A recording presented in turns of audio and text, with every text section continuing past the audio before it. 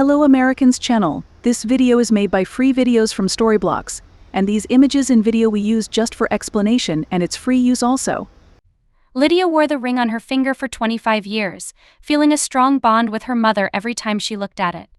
The ring evolved into a representation of their love and a material memento of their relationship.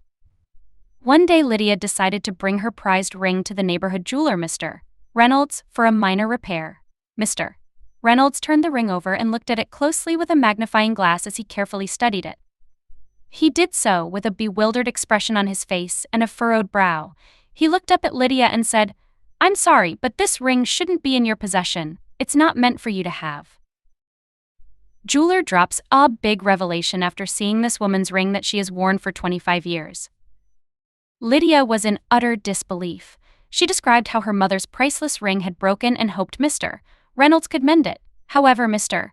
Reynolds appeared to have a gleam of recognition in his eyes as he thoroughly examined the ring rather than considering the restitution. Then he realized. He had previously seen this ring, and Lydia's mouth fell when he told her where it was. She suddenly realized all along her mother had been telling her lies.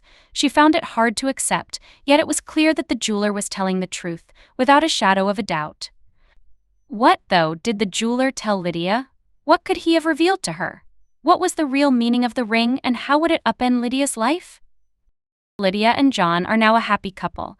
They lead a very typical existence, but they do face some financial difficulties. The pair has to work fairly hard, but they can manage. Lydia has faced other significant challenges throughout her life in addition to this one. Lydia has endured a challenging existence. She was an only child, and because she and her mother Sarah had to do everything together, they always got along well. When Lydia was young, the fact that her father had never truly been involved in her life had a significant impact on her. Even her biological father had never been introduced to Lydia. When he learned that her mother was pregnant, he had abandoned her. Being an unmarried couple at the time made it simple for him to leave the family without repercussions. He was never pardoned by Lydia for this. Lydia felt as though she had fought alongside her mother throughout her entire childhood. When Lydia was old enough, she was able to secure a job as well to fill in her free time during the week, while her mother continued to work 2 jobs to support them while she was in school. Every day may have been difficult, but the two appeared to manage. They thought that all they had in the world for a long time was each other, and this forged an exceptionally close bond between them. Sarah had no urge to hunt for a new lover or husband. Not that she had the time anyway. The most important thing for her was to ensure her daughter's happiness and making sure she grew up in a healthy environment. However, Lydia did manage to get a little bit of romance into her life. John, her boyfriend, was someone she met at work, and they hit it off right away. Despite their short time together, they already had significant goals.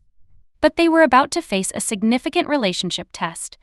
Sarah and Lydia both made every effort to save money. All of this was done to offer Lydia the opportunity to leave the house when she was ready. Nothing was more important to Sarah than providing her lone kid with the finest life she could. Then, though, the unthinkable occurred. Lydia was about 24 years old when Sarah developed an unexpected illness. Sarah's condition rapidly deteriorated as doctors struggled to identify the precise nature of her illness. Their world was collapsing around them. Their whole savings had been used for Lydia's medical care. But regrettably, nothing seemed to change. The physicians did everything they could to treat Sarah's ailment, but for some reason, her body rejected almost every prescription. Lydia had a challenging decision. She had 2 options: she could let her mother pass away gently, or they could attempt an extremely risky operation on her that had only a 10% success chance. It was a terrible decision for Lydia. She felt as if her world was collapsing. Lydia decided to forgo the procedure. Knowing that her mother hated having surgery, she understood how awful it would be for her to pass away during that procedure. The doctors agreed to continue looking for and experimenting with different medications and respected her decision. However, it was for nothing. It became obvious after just a few weeks that Sarah wouldn't survive. Sarah could only be treated for her symptoms and made more comfortable because doctors were unable to diagnose her condition. Lydia had to bid her mother and best friend farewell. Lydia found it quite challenging to get through this time. Being the only child and the only family member who genuinely seemed to care, she had a lot of responsibilities. Sarah had avoided her other family members because she believed they were unwilling to assist her when she needed it.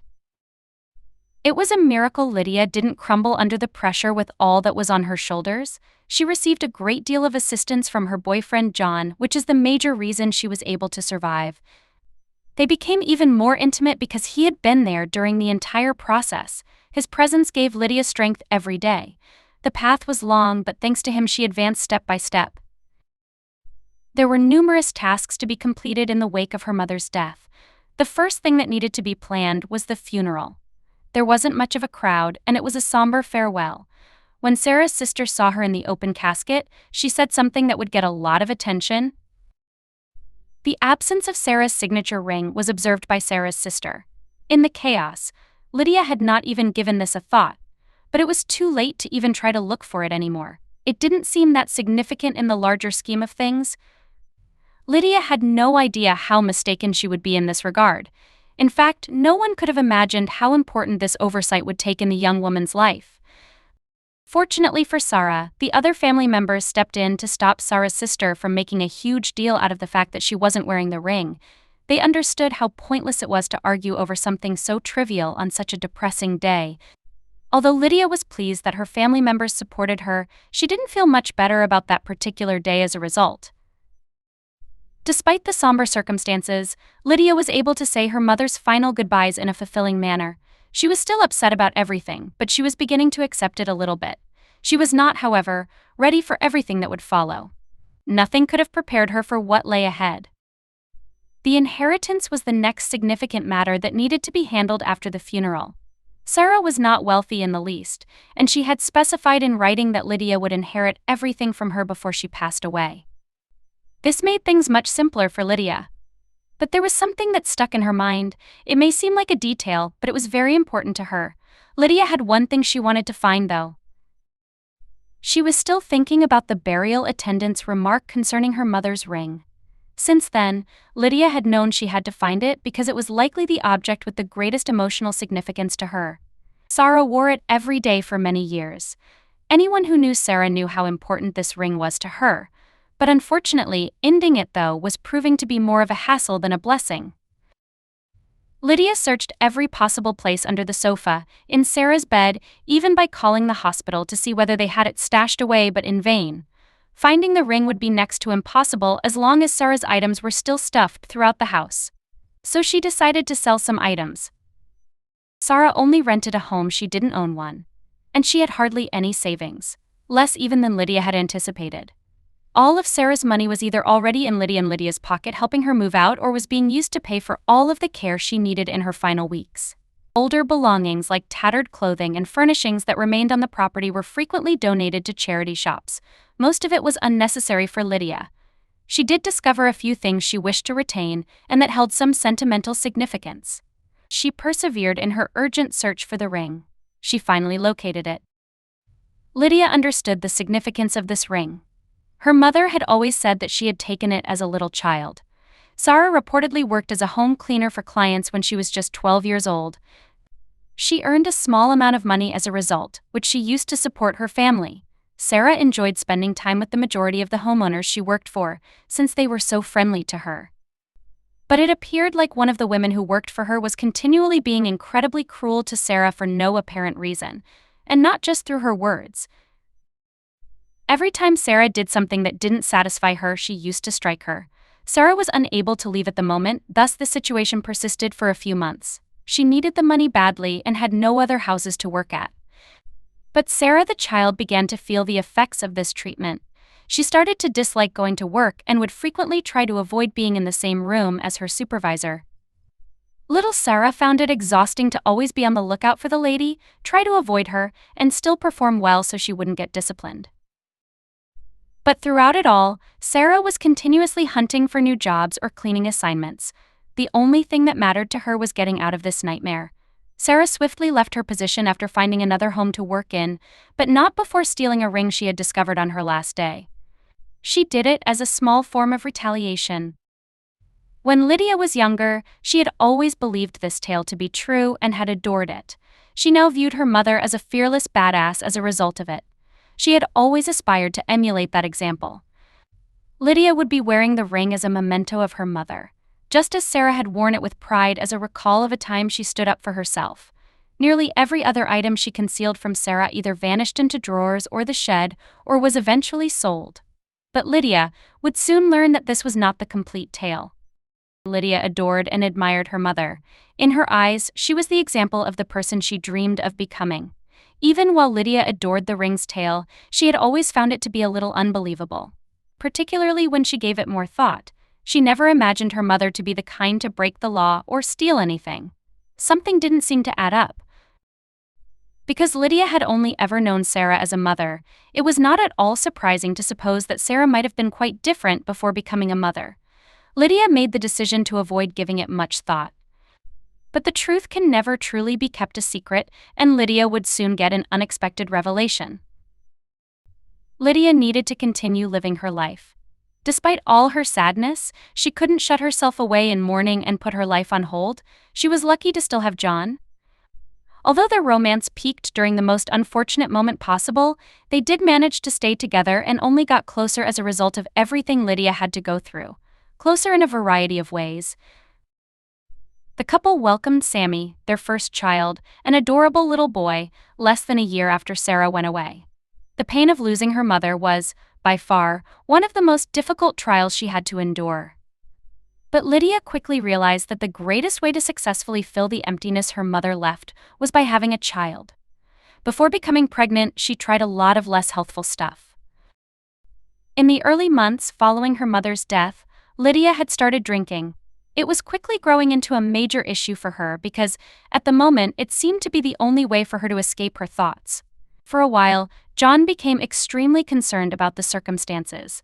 When Lydia would get home from drinking late at night, she would call in sick to work because she couldn't function during the day. When she became pregnant, she was about to lose her job, which eventually rescued them since Lydia realized she needed to change. In many ways, the pregnancy turned out to be a blessing. When Lydia discovered she was pregnant, she immediately stopped using the bottle since she didn't want to take any chances with the unborn child. But in the interim, she needed to find a new release. Every time a wave of sadness hit her, Lydia would usually turn to booze, even if the melancholy at this moment was unrelated to her mother's demise. She was unable to accomplish this, and the pregnancy made her more and more hormonal, which made her a complete mess for months on end. Even though Lydia's life had not been particularly easy up to this time, these were some of her most difficult months.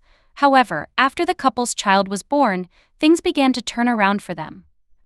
Lydia was able to devote all of her attention to parenting Sammy, which resulted in a decreasing desire for alcohol. Becoming a mother in her own right and taking care of her son meant a great deal to Lydia. Lydia began to substitute drinking for working out more and more. She thought it would only be beneficial for her because it was something she enjoyed doing, which it first did. Lydia was able to comprehend the advantages of improving her health. But later Lydia would experience an unanticipated result from exercising. In the next couple of years, life seemed to take a turn for the better for the family. Sammy was flourishing in good health, Lydia and John had finally managed to save up enough funds to tie the knot, and their happiness knew no bounds. If everything was finally starting to smile for the couple, no one had any idea of what was about to happen. Little did they know, lurking on Lydia's path was a formidable speed bump, ready to entangle their lives in a twist of fate.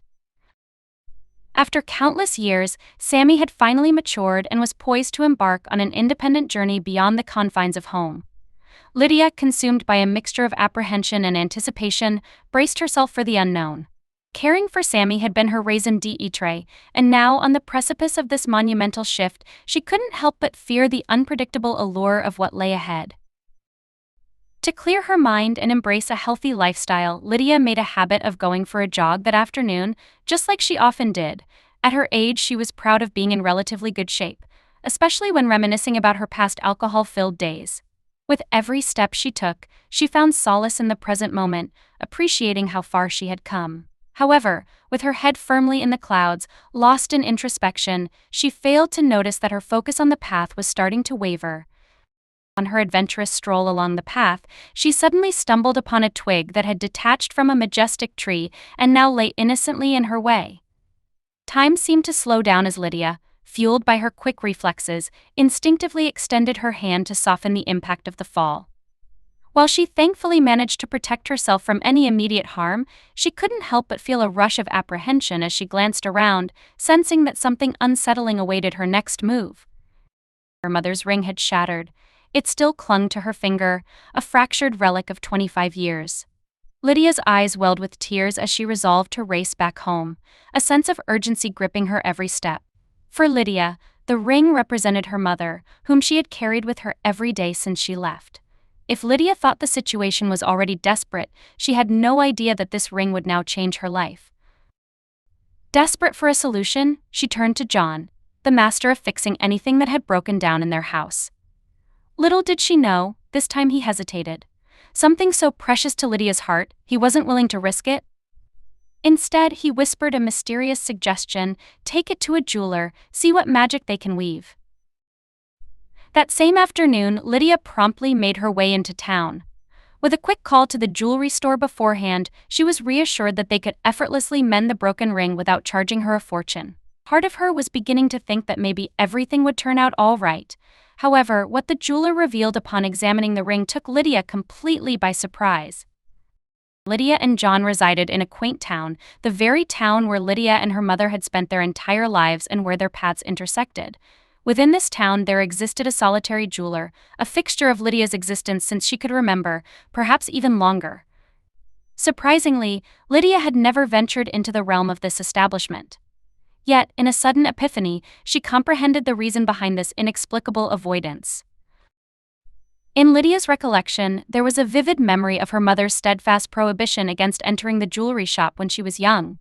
It may seem strange, but Lydia had always accepted this order without thinking too much about it. Curiosity never prompted her to question the reasoning behind this rule during her childhood. Now, as a grown-up facing her financial constraints, she never found herself with cause to visit the store.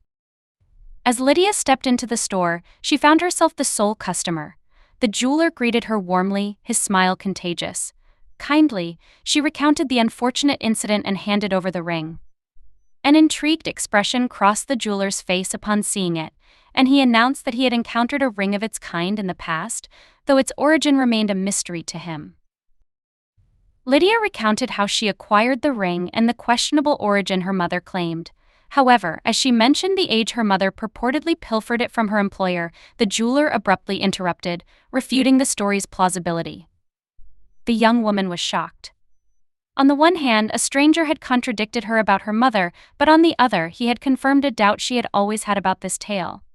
Lydia stood in stunned silence as he proceeded to explain the reasons behind his skepticism.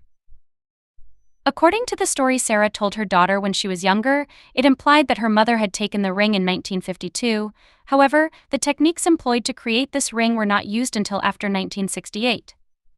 Therefore, the earliest possible production date for the ring was 1968.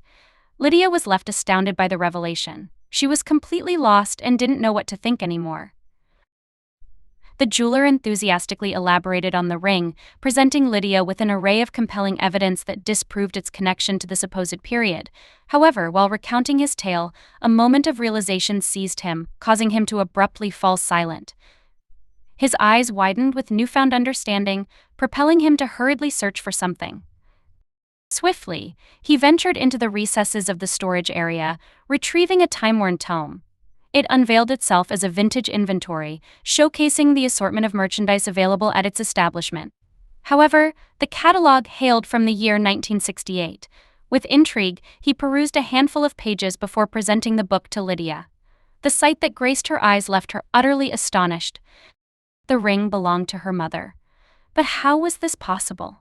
The jeweler confidently recognized the ring, explaining that their store had crafted this exact design, although long before his tenure. Lydia had expected everything but what the jeweler was about to reveal to her. Curiosity piqued, he delved into the store's archives and stumbled upon a surprising revelation. The ring in question had been stolen from their store back in 1969. The undeniable proof lay in the matching serial number. Gazing at Lydia, he uttered, "I regret to inform you that this ring should not be in your possession." Lydia was jolted by the unexpected revelation. Her own mother had pilfered the ring from this very store. But why? And then, in a sudden moment of clarity, the truth dawned upon her. In 1969, she entered the world, her arrival coinciding with her father's departure from her mother's life. Already struggling financially, she found herself compelled to resort to theft out of sheer desperation. Perhaps Sarah's actions were motivated by her deep love for Lydia. However, the store clerk had one final remark, unexpectedly injecting a moment of positivity into the conversation. He decided to let Lydia keep the ring. Although the crime had taken place so long ago that the police would not intervene, even if he tried, he had no desire to take the ring from her. He recognized that the sentimental value it held for Lydia far surpassed any monetary worth it held for him. The significance it held in her heart outweighed any material gain he could derive from it. Fortunately for Lydia, the jeweler himself was able to make the call, as the store was now in his possession. He even generously offered to repair the ring, restoring it to its original pristine state, without charging a cent. Lydia couldn't contain her joy. However, lingering within her was the unanswered question of what other belongings her mother had taken and the unknown secrets that still eluded her. She returned home to John with a combination of relief that her ring had been fixed and bewilderment about her mother. Why would her mother fabricate a tale about stealing the ring as a young girl instead of confessing the truth? That she stole it to provide for her daughter? It was perplexing enough to steal, but to compound the situation with deceit? Upon arriving home, she immediately shared the shocking news with John. He, too, was taken aback and had similar inquiries. Their attic still contained a few of her mother's belongings, prompting them to retrieve them and verify if anything else could have been pilfered. Fortunately for Lydia, the other belongings remained untouched. This brought a sense of relief as she had no desire to remember her mother as a thief. By preserving the memories of her mother unchanged, Lydia could keep the items without any accompanying remorse.